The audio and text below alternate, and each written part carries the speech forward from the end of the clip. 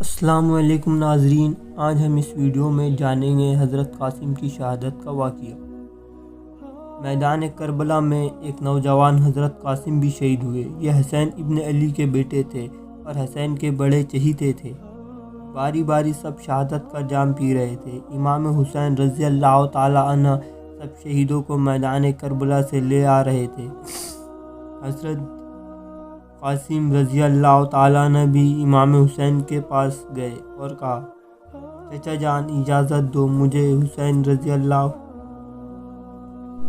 فرماتے ہیں، کیسے اجازت دوں، سب شہید ہو رہے ہیں، تم میرے بھائی کی آخری نشانی ہو۔ حضرت قاسم ضد کرتے ہیں، پھر بھی امام حسین رضی اللہ تعالیٰ عنہ اجازت نہیں دیتے۔ پھر حضرت قاسم رضی اللہ تعالیٰ عنہ سیدہ زینب کے خیمے میں گئے اور کہا، پھوپھی جان مجھے میدان کربلا میں جانا ہے، مگر امام حسین رضی اللہ تعالیٰ عنہ اجازت نہیں دے رہے ہیں۔ اور روتے روتے اپنے بازو پہ کچھ بندھا ہوا دیکھا اور انہیں یاد آیا اور کہنے لگے، مجھے میرے بابا کی وصیت یاد آئی ہے۔ میرے بابا نے کہا تھا، بیٹے جب تم پر مصیبت کا دن آئے تو اسے کھول کے پڑھ لینا۔ آج سے زیادہ مصیبت کا دن کبھی نہیں آیا۔ جیسے ہی وہ چٹھی کھولی تو اس میں لکھا ہوا تھا، میرے بیٹے، میرے دل کا چین، میرے نورین، میرے دل کی ٹھنڈک، میرے آنکھوں کا کاجل، تم میدان کربلا میں ہو۔ مجھے پتا ہے میرا بھائی حسین اپنا سب کچھ لٹا رہا ہے، بیٹے تم میرے بھائی سے پہلے میرے بھائی کے قدموں میں اپنی جان قربان کر دینا۔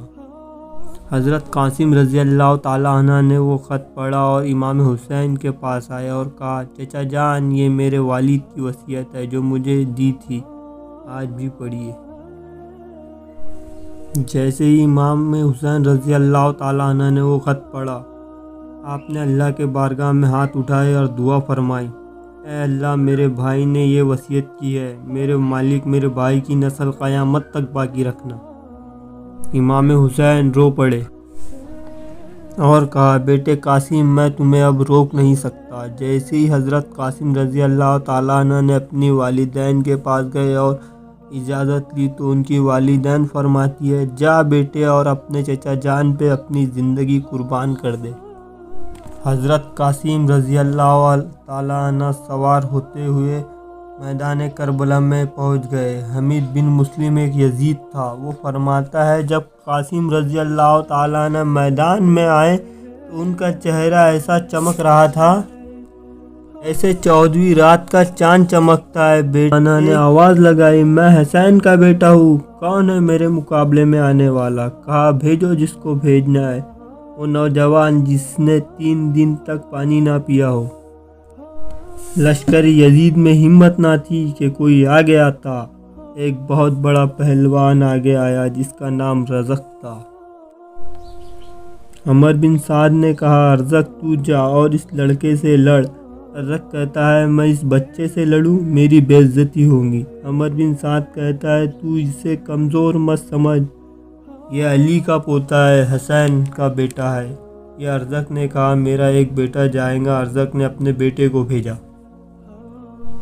اس نے کہا، قاسم میں تمہیں کچل دوں گا۔ حضرت قاسم رضی اللہ تعالیٰ عنہ فرماتے ہیں کہ تو نے مجھے پہچانا نہیں، میں علی کا پوتا ہوں۔ یہ ابن تبریت میں ہے۔ جب حضرت قاسم اسے 2 ٹکڑے کر دیتے ہیں تو رزق کا دوسرا بیٹا آتا ہے، اسے بھی قتل کر دیتے ہیں۔ پھر تیسرا آتا ہے، اسے بھی نیزہ مار کے گرا دیتے ہیں۔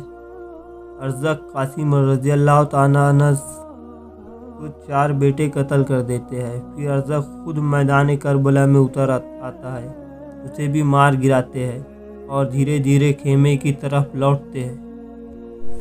خیمے میں آتے ہیں اور فرماتے ہیں کہ چچا جان ایک پیالہ پانی پلا دو۔ امام حسین رضی اللہ تعالیٰ عنہ فرماتے ہیں کہ بیٹا تم دنیا کا پانی نہیں، تمہیں تو ساقی کوثر کے ہاتھوں جام کوثر نوش کرنا ہے۔ حضرت قاسم رضی اللہ تعالیٰ عنہ پھر سے رخصتی لیتے ہیں۔ یزیدوں نے منصوبہ بنا لیا تھا